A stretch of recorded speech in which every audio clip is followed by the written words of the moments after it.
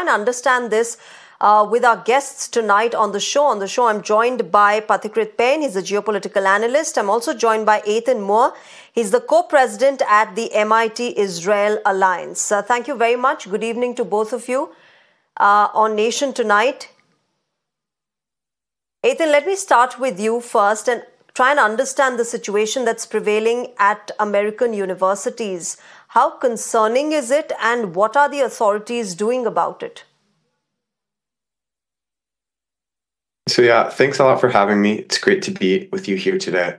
I think, so as a student at MIT, for the last 6 months, since October 7th, we've had a group on campus who's essentially sort of stated the messages of Hamas and some other terrorist organizations, whether that be advocating for violence against Israelis and Jews, calling for an intifada, which is a violent revolution in Israel, and also, just calling for Palestine to be free from the river to the sea. Palestine will be Arab. So some extreme statements on that side, harassing Jewish students. So I think it's pretty concerning to have a segment of the student population at such an elite university that sort of states the messages of such an extreme group.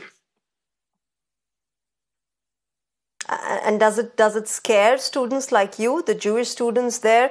I'm sure it's a bit of a challenge to actually be present amid these kind of protests. Yeah, I think at a place like MIT, obviously the students come here to do science and not have to deal with intimidation and harassment. I know that there are definitely Jewish and Israeli students who have been feeling scared and intimidated. There was one Israeli student who was publicized on Twitter with a bounty put on his head. So yeah, there have definitely been instances of that. But I think like on a larger scale, it's just more concerning, at least for me, that you have like such a large segment that supports this type of rhetoric. And yeah.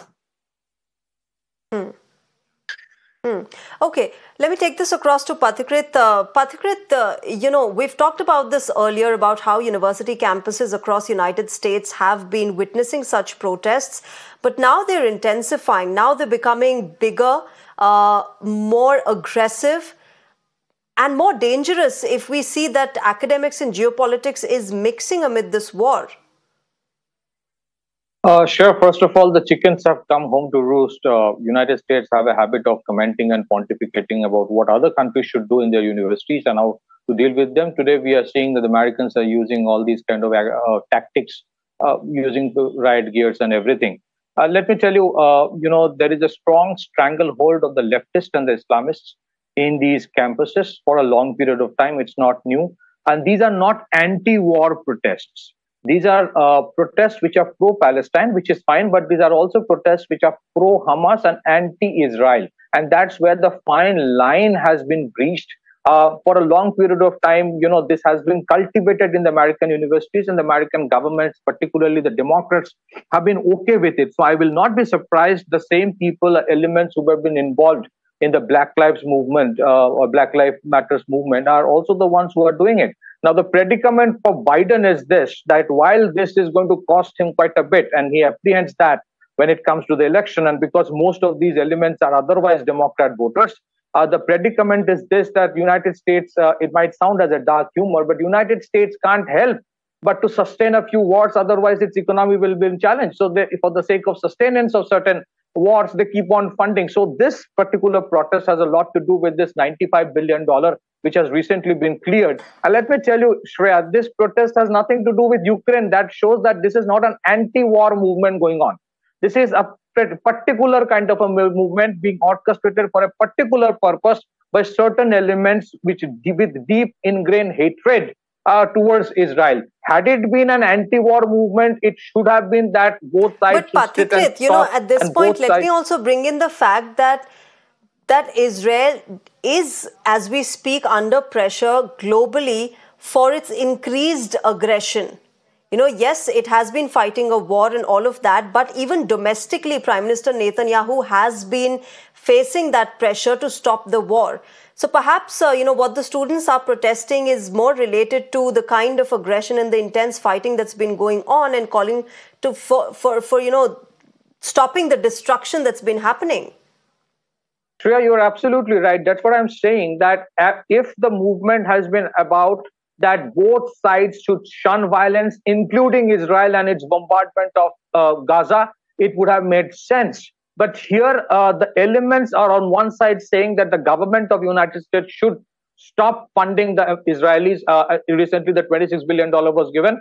They're saying that, and at the same time, they're also supporting the destruction of Israel, which means that that's the reason I'm saying it is not an anti-war movement going on. I would always support an anti-war movement where you say both sides should shun violence and both sides are at fault. Now, if you draw fault with Israel, which is fine, you can do it as part of freedom of expression. But at the same time, you need to equally criticize Hamas and what happened on October 7. This war we have discussed in the past, Shreya. This war is becoming counterproductive, and even for ardent supporters of Israel, including India, it becomes very difficult to support something where you have completely devastated a region, and you don't know what would happen to those 1.5 million people. I mean, if Israel thinks that they will vanish one day, it's not going to happen. But there's a very strong difference between India's stand that both sides should shun violence and sit and talk and find solutions, vis-a-vis what the universities are doing, which is promoting and supporting one kind of violence and opposing another kind of violence, and saying to the American government that the universities of the United States, which have strong collaboration with this defense company, should stop. So it's a very, very finely orchestrated movement, which is not what it actually seems on the surface. So I think I am not in favor of war, but I think this is not just an anti-war movement; it is something else going on. Back to you.